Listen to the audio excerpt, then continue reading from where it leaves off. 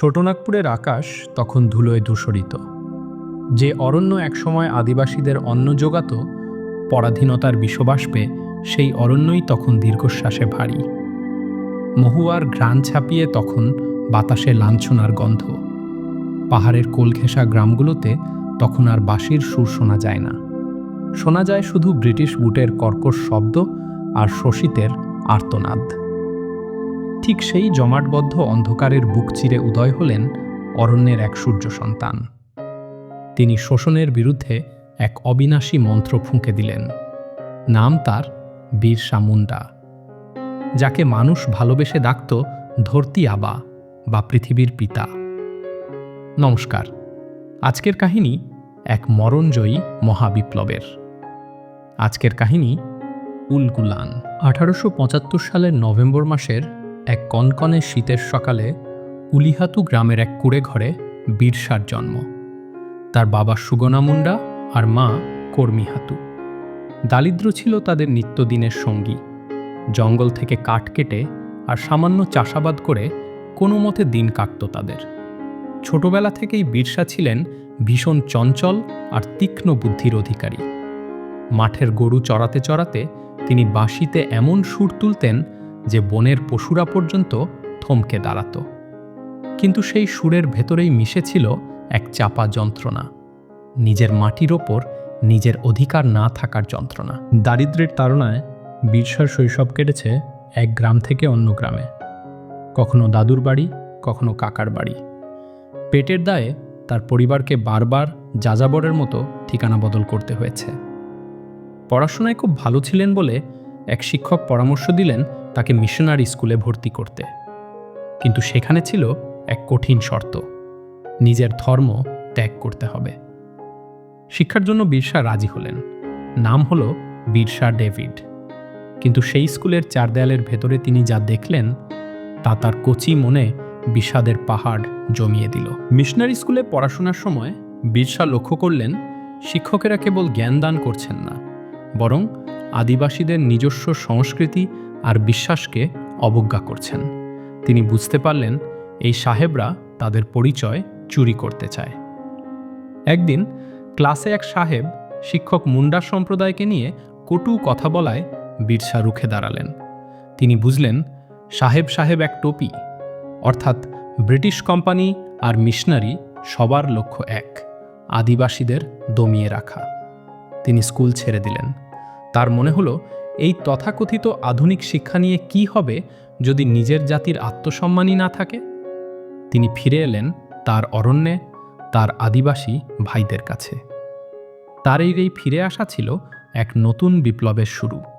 তিনি বৈষ্ণব ধর্মগুরু আনন্দ পাণ্ডের সান্নিধ্যে এসে কিছুকাল নিরামিষ আহার আর সংযমের চর্চা করলেন।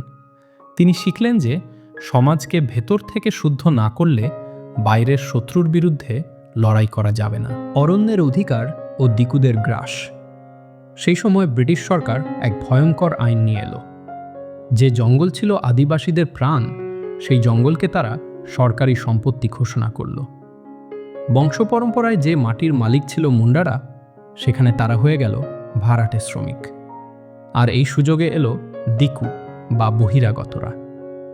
মহাজন আর জমিদারেরা এসে নিরীহ আদিবাসীদের ওপর সুদের পাহাড় চাপিয়ে দিতে শুরু করল। খাজনা দিতে না পারলে কেড়ে নেওয়া হতো জমি, নারীদের ওপর চালানো হতো অকথ্য অত্যাচার। আদিবাসীদের সেই যৌথ মালিকানার ব্যবস্থা, যাকে বলা হতো খুঁটকাট্টি, তা ভেঙে চুরমার হয়ে গেল। ব্রিটিশদের লোহার কোড়া যখন আদিবাসীদের পিঠে পড়ত, তখন সেই রক্তে ভেজা মাটিতেই বিরসা তার প্রতিজ্ঞার বীজ বপন করেছিলেন। তিনি জানতেন কেবল চোখে জল ফেলে মুক্তি আসবে না। ঠিক এই সময় 1895 সালের দিকে ছোটনাগপুরে এক বিধ্বংসী মহামারী আর দুর্ভিক্ষ দেখা দিল। ব্রিটিশ সরকার সাহায্যের বদলে উল্টো খাজনা আদায়ে ব্যস্ত ছিল। বিরসা তখন গ্রাম থেকে গ্রামে ঘুরে মানুষের সেবা করতে লাগলেন। তিনি কোনো জাদুকর ছিলেন না, কিন্তু তার সেবা আর ভেষজ ওষুধের প্রতি মানুষের অগাধ বিশ্বাস তৈরি হলো। মানুষ ভাবতে শুরু করল বিরসা সাধারণ কোনো মানুষ নন, তিনি ঈশ্বরের প্রেরিত দূত। বিরসা এক নতুন পথ দেখালেন। বীরশাইত ধর্ম। তিনি বললেন, আদিবাসীদের আর মূর্তি পূজা বা তুকতাক করার প্রয়োজন নেই। তারা কেবল এক ঈশ্বরের পূজা করবে আর নিজেদের মদের নেশা ও কুসংস্কার থেকে মুক্ত করবে। হাজার হাজার মানুষ বীরসার অনুসারী হয়ে উঠল। তারা তাকে বলতে শুরু করল, ধরতি আবা। বীরসা তাদের কানে এক অবিনাশী মহামন্ত্র দিলেন, আদিতে এই অরণ্য আমাদের ছিল, ভবিষ্যতেও আমাদেরই থাকবে।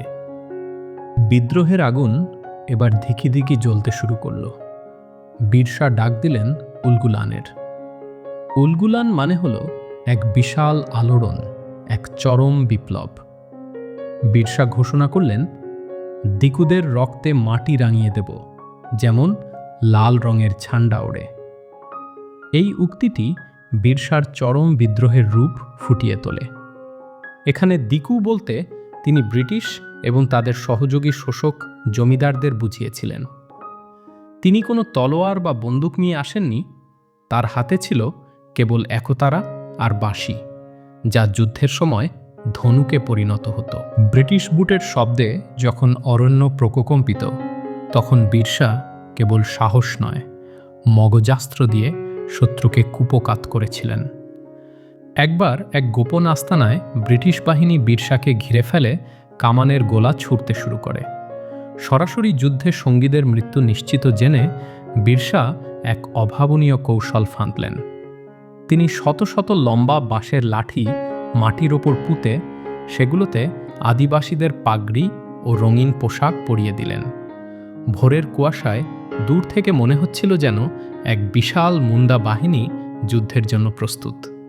বিভ্রান্ত ব্রিটিশরা সেই নকল সৈন্যদের ওপর নির্বিচারে গোলাবর্ষণ করে নিজেদের সমস্ত গোলাবারুদ নিঃশেষ করে ফেলল। শত্রুপক্ষ যখন লক্ষ্যহীন উন্মাদনায় মত্ত, বীরসা তখন তার আসল যোদ্ধাদের নিয়ে নিঃশব্দে ব্রিটিশ বাহিনীর ঠিক পিছনে গিয়ে অবস্থান নিলেন। গোলাবারুদ ফুরিয়ে আসতেই তিনি অতর্কিতে মরণজয়ী আক্রমণ চালালেন। রণকৌশলের এই জাদুতে দিশেহারা হয়ে সেদিন সাম্রাজ্যবাদী শক্তির দম্ভ ধুলোয় মিশে গিয়েছিল। 1899 সালের বড়দিনের সেই রাত, চারদিকে যখন উৎসবের আলো, তখন বীরসার ডাকে অরণ্যের বুক চিরে বেরিয়ে এলো হাজার হাজার আদিবাসী যোদ্ধা। তাদের হাতে তীর ধনুক আর মনে মুক্তির আকাঙ্ক্ষা। তারা আক্রমণ করল ব্রিটিশ পুলিশ স্টেশন আর শোষক জমিদারদের আস্তানায়। ব্রিটিশ সরকার ঘাবড়ে গেল। তারা ভাবতেই পারেনি যে কোনো আধুনিক অস্ত্র ছাড়াই একদল মানুষ এমনভাবে সাম্রাজ্যের ভিত কাঁপিয়ে দিতে পারে। পরের বছর জানুয়ারি মাসে দোম্বাবাড়ি পাহাড়ে এক বিশাল জনসভা ডাকলেন বীরসা। হাজার হাজার নারী, পুরুষ আর শিশু সেখানে জড়ো হয়েছিল বীরসার কথা শুনতে। কিন্তু বিশ্বাসঘাতকেরা খবর পৌঁছে দিয়েছিল ব্রিটিশ ক্যাম্পে। হঠাৎই পাহাড়ের চারদিক ঘিরে ফেলল ব্রিটিশ রাইফেলধারী বাহিনী। বীরসার অনুগামীদের কাছে ছিল কেবল পাথুরে ঢিলো আর তীর ধনুক। ব্রিটিশরা নির্দেশ দিল গুলি করার। একের পর এক গুলিলি বিদ্ধ করল নিরপরাধ আদিবাসীদের। নারী শিশুরা প্রাণ হারালো পাহাড়ের ঢালে। ডোম্বাবাড়ি পাহাড় রক্তের নহর হয়ে বয়ে চলল। সেই নিস্তব্ধ অরণ্যে কেবল শোনা যাচ্ছিল শিশুদের আর্তনাদ। কিন্তু বীরসাকে তারা সেদিন ধরতে পারল না। তিনি পাহাড়ের আড়ালে অদৃশ্য হয়ে গেলেন অরণ্যের ছায়ার মতো। ব্রিটিশরা বীরসাকে ধরতে না পেরে এক বড় অঙ্কের পুরস্কার ঘোষণা করল। লোভে পড়ে নিজেদেরই একজন লোক বীরসার গোপন আস্তানার খবর দিয়ে দিল। 1900 সালের মার্চ মাসে চক্রধরপুরের গভীর জঙ্গল থেকে ঘুমন্ত অবস্থায় বীরসাকে গ্রেপ্তার করা হলো। তাকে শিকল পরিয়ে আনা হলো রাঁচি জেলে। জেলখানায় বীরসার শরীর ভেঙে পড়লেও তার মনোবল ছিল তুঙ্গে। 9 জুন 1900 সালে জেলের অন্ধকার ঘরে বীরসা মুন্ডার মৃত্যু হয়। সরকারিভাবে বলা হলো তিনি কলেরায় মারা গেছেন, কিন্তু আজও ইতিহাস ফিসফিস করে বলে যে তাকে বিষ খাইয়ে মারা হয়েছিল। ব্রিটিশরা ভেবেছিল বীরসা মরে গেলে বিদ্রোহও মরে যাবে, কিন্তু তারা ভুল করেছিল। বীরসা মরে গিয়ে হয়ে উঠলেন এক অমর চেতনা। বীরসার এই আত্মত্যাগের 8 বছর পর ব্রিটিশরা বাধ্য হয়েছিল একটি নতুন আইন করতে, যা আদিবাসীদের জমি কেড়ে নেওয়া বন্ধ করে দিয়েছিল। আজ ঝাড়খণ্ডের মাটিতে বিরসা মুন্ডা কোনো সাধারণ নাম নন, তিনি এক মানবরূপী ঈশ্বর। যখনই জঙ্গল জেগে ওঠে, যখনই মানুষ তার হকের লড়াই লড়তে নামে, তখন বিরসার সেই অজেয় বাঁশির সুর অরণ্যের পাতায় পাতায় বেজে ওঠে। বিরসা মুন্ডা আমাদের শিখিয়ে গেছেন, জীবনটা ছোট হতে পারে, কিন্তু সেই জীবন যদি নিজের মাটির জন্য উৎসর্গ করা যায়, তবে তা অনন্তকাল বেঁচে থাকে মানুষের হৃদয়ে। আজকের প্রজন্ম যখন স্মার্টফোনের নীল আলো, ঠুনকো সম্পর্কের টানাপোড়েন আর ক্ষুদ্র হতাশায় দিশেহারা, তখন বিরসা মুন্ডার জীবন এক জ্বলন্ত দর্পণ। মাত্র 25 বছরের আয়ুতে তিনি কোনো কাল্পনিক সংকটে নয়, বরং সাম্রাজ্যবাদের বিরুদ্ধে উলগুলান ঘোষণা করেছিলেন। আমাদের ক্লান্তি যেখানে স্ক্রিনবন্দী, বিরসার অদম্য তেজ সেখানে অরণ্যের শৃঙ্খল ভেঙে গড়েছিল এক অবিনাশী ইতিহাস। অসংখ্য ধন্যবাদ। অডিও বুকটি আপনার কেমন লাগলো কমেন্টে জানাবেন।